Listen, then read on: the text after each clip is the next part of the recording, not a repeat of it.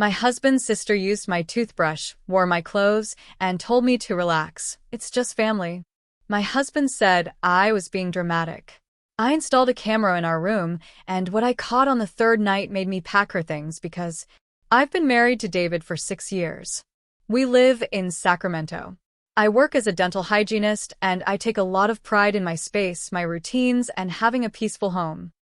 David's good to me most days, but when it comes to his sister Danielle, he turns into someone I don't even recognize.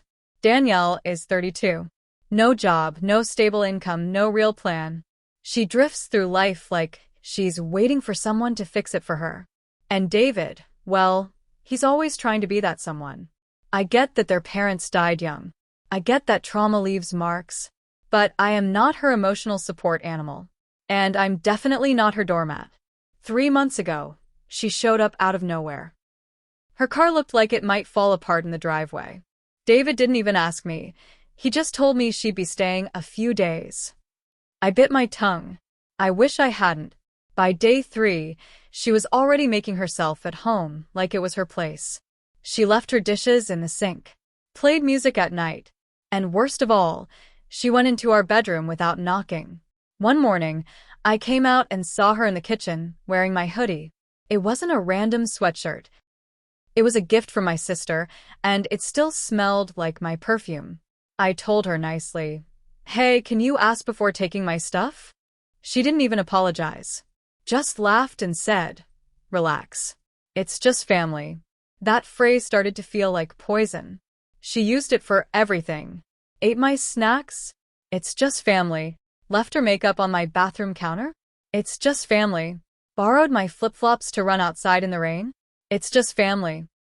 I brought it up to David that night, and he sighed like I was nagging. "She's going through a lot," he said. "Don't be so harsh."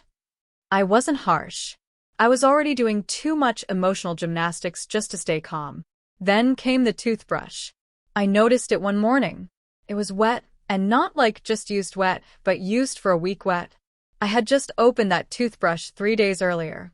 The bristles were bent. I went cold. I asked her directly, "Did you use my toothbrush?" She didn't flinch. "Yeah, I forgot which one was mine." "Chill out." I rinsed it. That was it. That was the moment something broke in me. Not because of the toothbrush itself, but because of the total lack of respect. I work in teeth, for God's sake. I understand bacteria, infections, hygiene. And she just didn't care. "David? Same old song. You're overreacting." She didn't mean it. "It's just a toothbrush." No. It's not just anything when it keeps happening. So I stopped talking. I stopped arguing. And I started watching. I went online and bought a camera. Not some cheap nanny cam, a high-quality, motion-triggered one with night vision. I hid it in our bedroom, in a fake smoke detector. I didn't tell David. I didn't trust him to take this seriously. For 2 nights, nothing happened. She stayed in the guest room. I thought maybe I really was paranoid. Then night 3 came. David was on a night shift. He's an ER nurse, so he's gone a lot. I was home alone. I pretended to sleep. Around 1:40 a.m., I heard the door creak.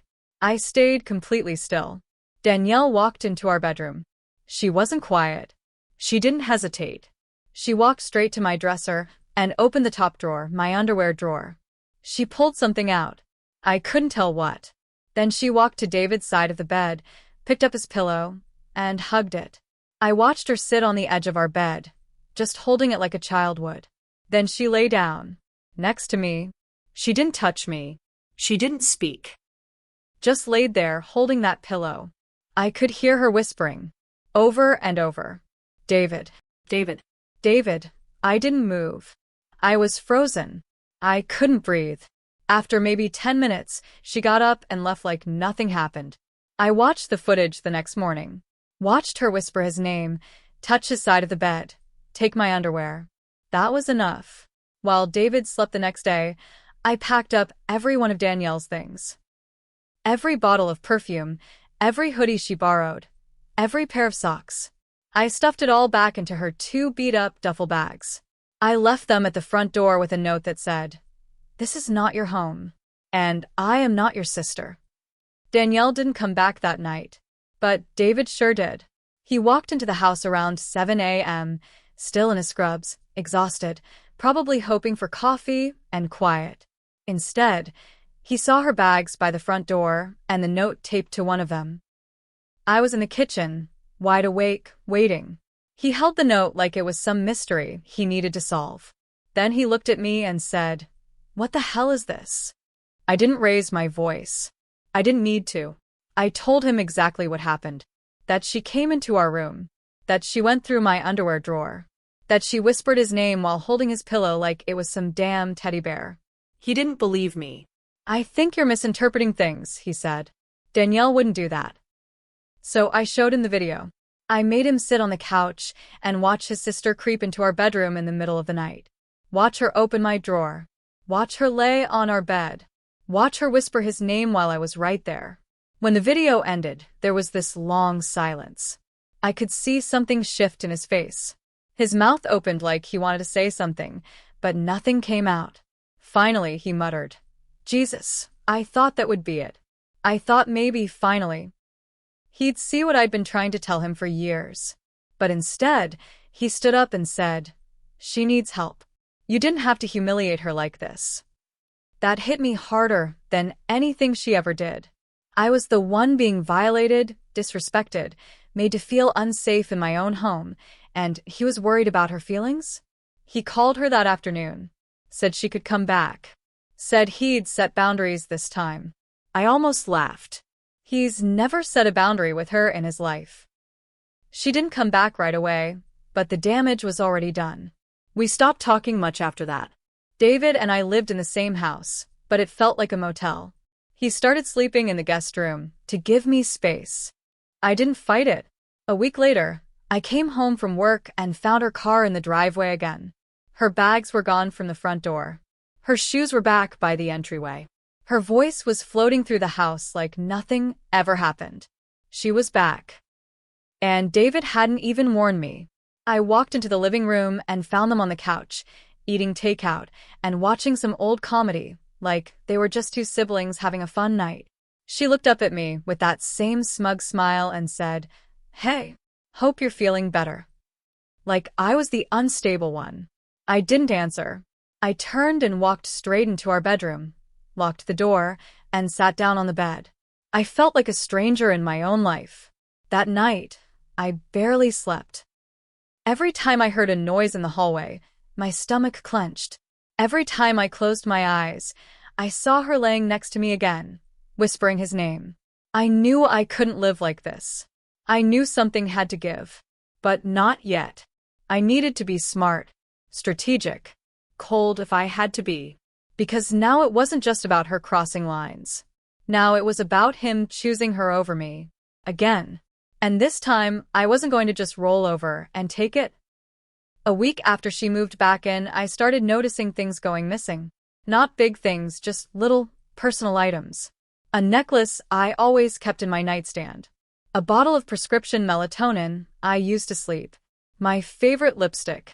At first, I thought maybe I had misplaced them.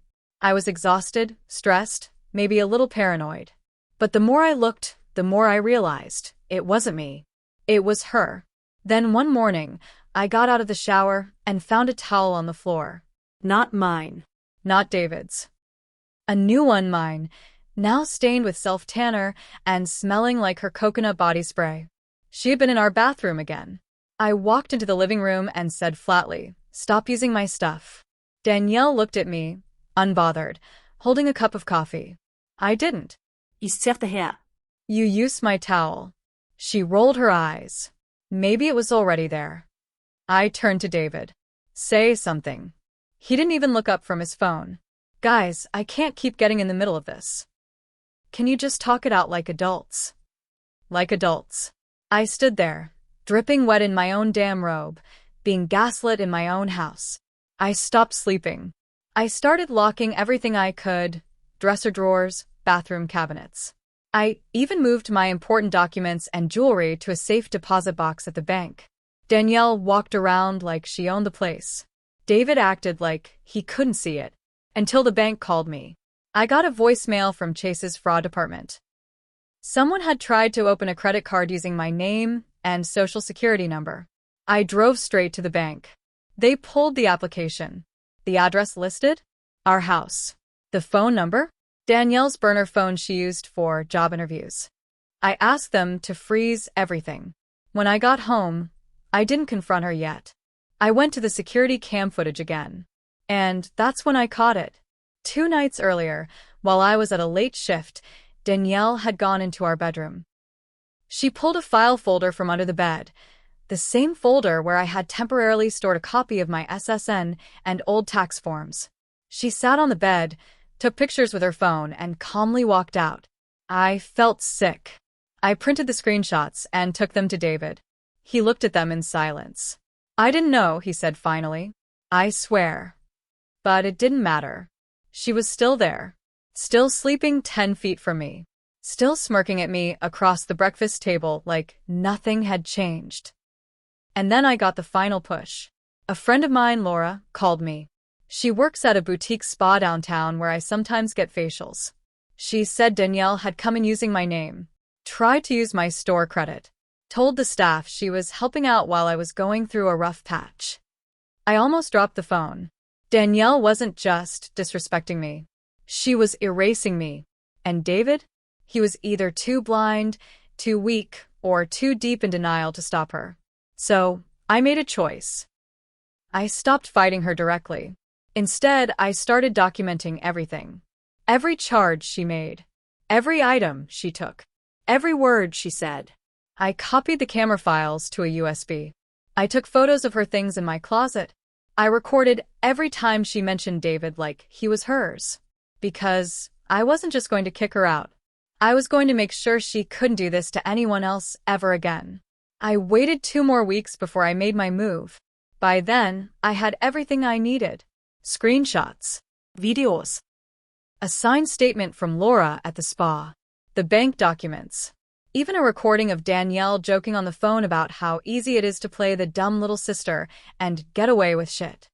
She didn't know I had quietly installed a second camera in the living room. She didn't know I had spoken to a lawyer. She didn't know I had filed a police report for identity theft and that they were opening a case. And David? He was still pretending everything would blow over. So one Friday morning, I sat both of them down. Danielle came in with her fake smile. David looked like he'd rather be anywhere else. I handed them each a folder. Inside were copies of the police report, fraud documents, photos from the camera, the bank's fraud alert letter, and screen captures of Danielle using my name at the spa. Danielle's face turned white. David looked like someone had slapped him. I didn't yell. I didn't cry. I just said one sentence. You have until 5 p.m. to get your things out of this house, or the police will help you do it. Danielle started stammering. You're ruining my life. No. I cut her off. You ruined your own. I just kept the receipts. She tried to spin it. Said it was a misunderstanding, said she didn't mean anything by it. Then she turned to David for help. But for once, he didn't say anything. He just sat there. Later that day, she packed her bags.